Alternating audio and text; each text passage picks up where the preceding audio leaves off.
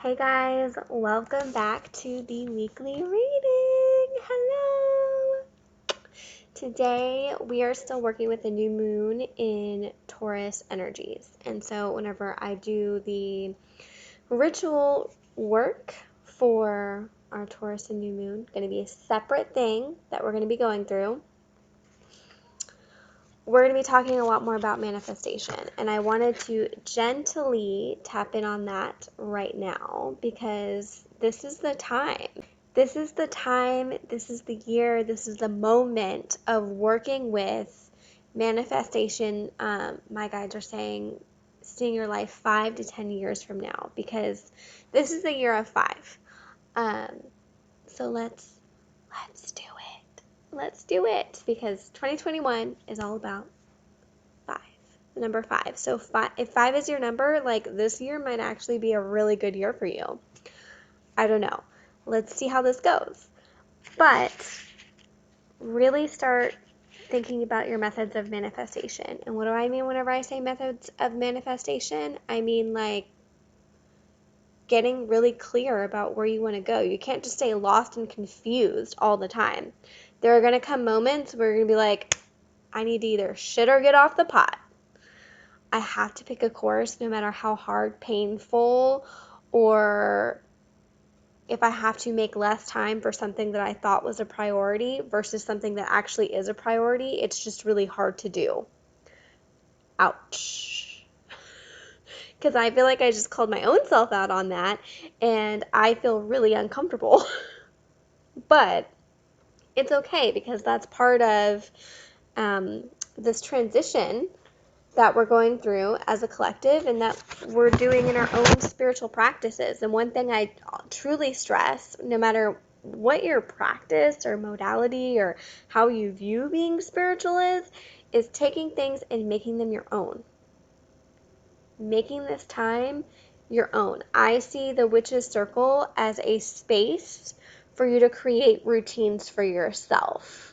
I may not necessarily be teaching you things all the time, but you are taking these moments and you're like, okay, I'm going to listen to her reading, and then after that, I'm going to go pull cards for myself, or I'm going to meditate with my crystals, or I'm going to do the journal, or I'm going to figure out how to speak to my spirit guides. And we can definitely like work on going over those instances in depth because I think that that is beneficial for you guys as well. So let's get into this week's guidance. All right, so the first card we have is the King of Swords. We're using the Crow Tarot deck if you're interested in this. The Crow is one of my spirit guides, and so I give you things from my standpoint and my experiences. So this is the Crow Tarot. We are in the reverse position. I am a tarot reader that reads reverse cards. Not everybody does. That's okay. So we're looking for our inner truth here. The Swords has the elements of air and mental clarity. We are always kind of seeking an answer. We are questioning either within or outwardly, or somebody is coming externally and questioning us. You could be challenged this week. The rest of this week, somebody could come in and be like, are you sure this is what you want to do with your life? Are you sure this is the choice, decision, path you want to be taking? Even if you are questioning yourself, I would say there should be no room for self-doubt. You have to trust what is being given to you. Even if you're like, I want a sign from nature. I just need to know that my spirit guides are with me, and you see a butterfly on your walk. That's your sign. That's your sign. You have to pay attention to these things. Sometimes it's not always a dream. Sometimes it's not always butterflies. Sometimes it's a number. Like, it is not always as cut and dry as we like to think it is. Sometimes it's a reading in a group reading like these. Or we go back and we go and listen to that group reading again and you hear another message that is hidden in there. The King of Swords in reverse is asking you to seek that inner truth within you. I can't teach you how to trust yourself. That has to come within, and that's going to be a shedding of what you think matters. what matters is yourself and what you want to put forward for you. That's really hard because everybody else wants to be a priority in your life, but where are you in that lineup? A lot of us are the last on the totem pole. We need to have things and situations that are going to make us a priority and put us first and respect our choices. Respect our choices. Which leads me to the next card for the energy of the week, which gives us this Empress energy. Huge feminine energy coming in. Lots of a balance needs to be happening here. They're asking you, she's begging you to go into your intuition. Go into your intuitive self. And this could be through a meditation. This could be through doing candle magic. This can be just pulling cards for yourself or pulling cards for other people. Whatever you want to do, whatever floats your boat. This can be channeled messages through essential oils if you're an essential oil person. Huff some oils and just listen for the messages to come forward with you, for you. Just listen. That's all I do is I just kind of open myself up to hearing other things that might not always sound like me. So, the Empress, she is going to ask you to create abundance within your life and to know what that means and feels like. What does that look like for you? For somebody, it might be like, I need to make $10,000 because I got bills to pay. And another person might be like, I need to slow down so I can enjoy time with my family. That abundance is going to look different from each person and for each person.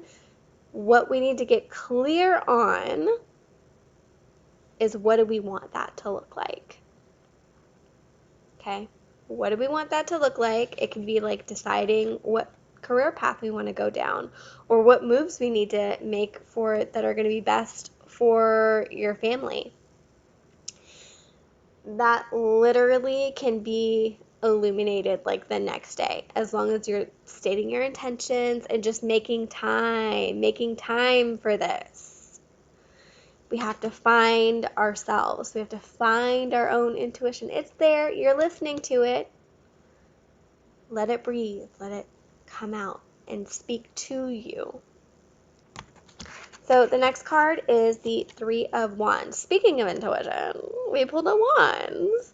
The Wands is all about our divine spark, that fire energy within us, what gets us up and moving and grooving, and that is different between each person.